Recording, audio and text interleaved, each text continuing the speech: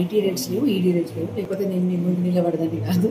So it's nothing, అట్లా ఏం లేదు. కానీ అప్పుడు ఈడీ రేట్ సంబంధించిన లోకల్ పోలీస్ స్టేషన్, మన వరంగల్ పోలీస్ స్టేషన్లో అప్పుడు ఒక అంటే ఎఫ్ఐఆర్ చేయడం జరిగింది. అది కూడా కాళోజీరావు యూనివర్సిటీ నుంచి. అందుకని ఆ పీజీ సీట్స్ కోసం వాళ్ళు వెరిఫికేషన్ కోసం వచ్చారు.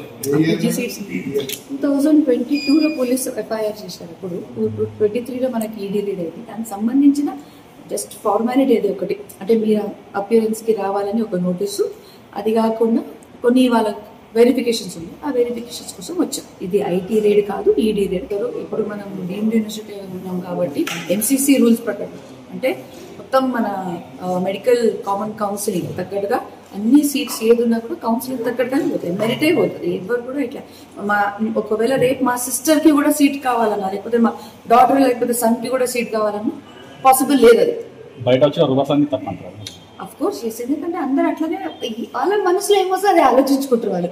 రూమర్స్ కి బేస్ ఉండదు, బేస్లెస్ రూమర్స్ అందరూ ఉంటాయి. ఇప్పుడు డీమ్డ్ అంటే మీరంతా మీరు తీసుకొచ్చా చేయొచ్చా అని అనుకుంటే అట్లా కాదు, ఎన్సీసీ ఉంటుంది. అని నేను చెప్పేది మీకు ప్రాపర్ స్టాట్యూటరీ బాడీస్ చెప్తున్నాను. నాకు వచ్చింది కయాలకు వచ్చింది ఆన్సర్ చెప్పట్లేదు.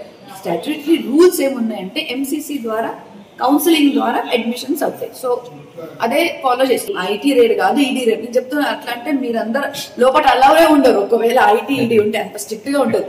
ఇంకా ముందు జరిగింది, దానికి సంబంధించిన పోలీస్ వెరిఫికేషన్కి వచ్చారు.